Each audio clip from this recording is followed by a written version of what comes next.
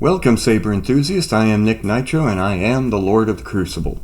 Today, we are here to go over the aftermath report of the Theory Sabers A05. But first, I want to cover a couple of things relating to the channel. As many of you are aware, that we're facing some potential cost increases for lightsabers due to international tariffs.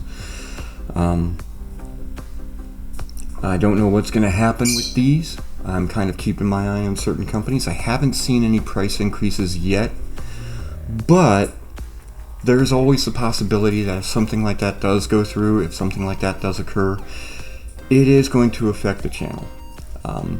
This could happen in a variety of ways. I might try some new content, but I am always going to work on lightsabers. I am always going to be very lightsaber focused.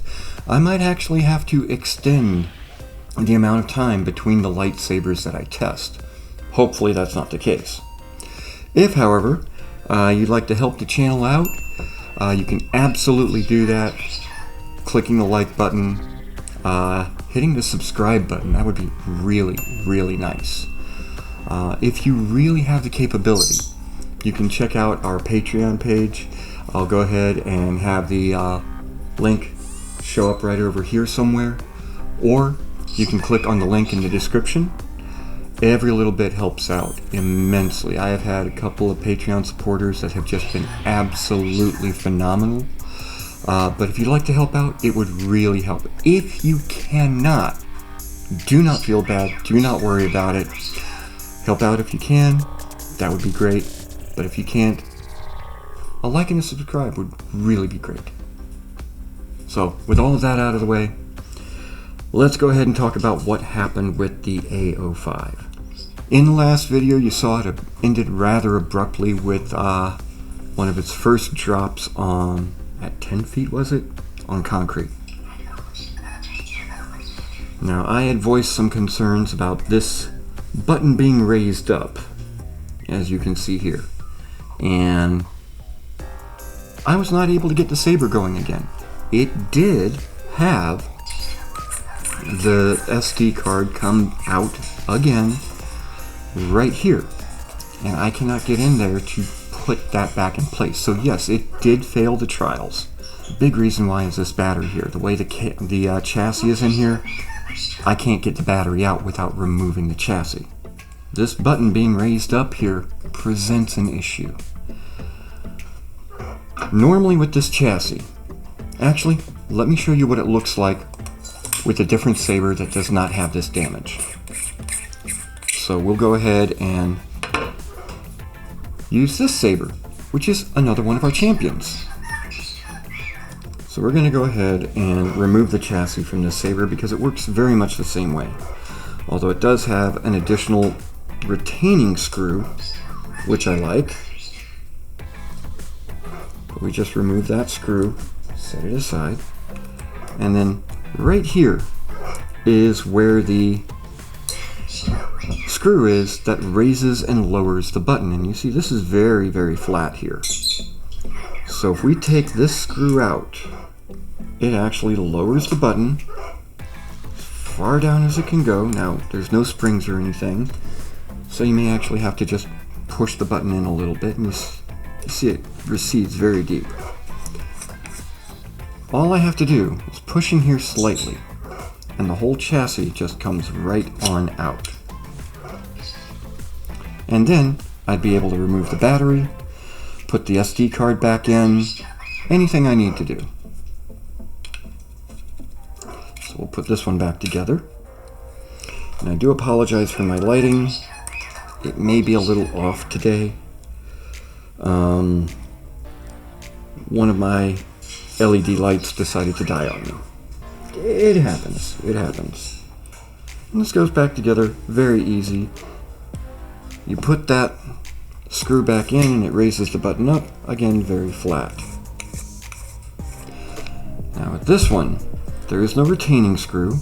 All we have is the button screw, which raises and lowers that button. So we'll take this handle off, and we'll go ahead and remove that screw. Now bear in mind, this is how high up the button is sitting with the screw in where it's supposed to be. So with the screw completely removed, the button only goes down so far. That's where the button should be sitting with the screw in. But I push it down as far as I can, and I can't pull this out at all. And one of the side effects of this, normally the error message I would be getting would be font folder not found. Font folder too long. I don't know if it's saying font folder not found or font folder corrupt. Either way, there's going to need to be some work done on this Saber just to remove the chassis. I may in fact have to break the chassis to get it out. I really don't want to do that, but I may have to. The good news is that this is a Profi board. As long as the board is intact, I can get this repaired myself. But what I think happened, and I've seen the structure with a couple of other chassis, the button cluster here is on its own separate PC board. And what I think happened is that the PC board sits on a carrier, and that's what the screw presses on to lift and lower the button. I think on one of the drops, it popped out of the carrier, and the carrier may have gotten twisted. So it's still lowering and raising the button, but it can only go down so far.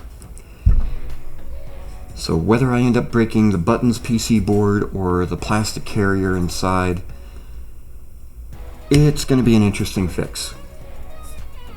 So that's the reason why this Saber has failed its testing in the Crucible. However, I still would recommend this Saber as a very good starter Saber, especially for a younger member of the family, a younger member of the community. It's very lightweight. I would recommend getting a much shorter blade though. If you've got the option to get a 28-inch blade, definitely do that. I think it would be absolutely fantastic. And at the price, assuming prices don't change, you should currently be able to get this for about $220, $240 shipped to your home in the United States. So actually a very good deal. A very lightweight Saber, shorter blade would definitely work out a lot better. Hold on, there is something else I did for this Saber. Kind of like motivates me to get it fixed. Let me see if I can get it here. There it is. Okay. This is a counterweight that fits here very nicely. It is rather heavy. It is solid brass. A friend of mine made this at his company, and it really shifts the center of gravity way, way back. So if you're using a 36-inch blade, it now brings the center of gravity right about here, which makes it a lot easier to spin and swing and dual with. So once I get this repaired, this will be really, really nice. As far as my recommendations for this Saber, definitely not a heavy dueling blade. I would say light to medium dueling at most, because even then you're taking a risk with some of the issues that I found.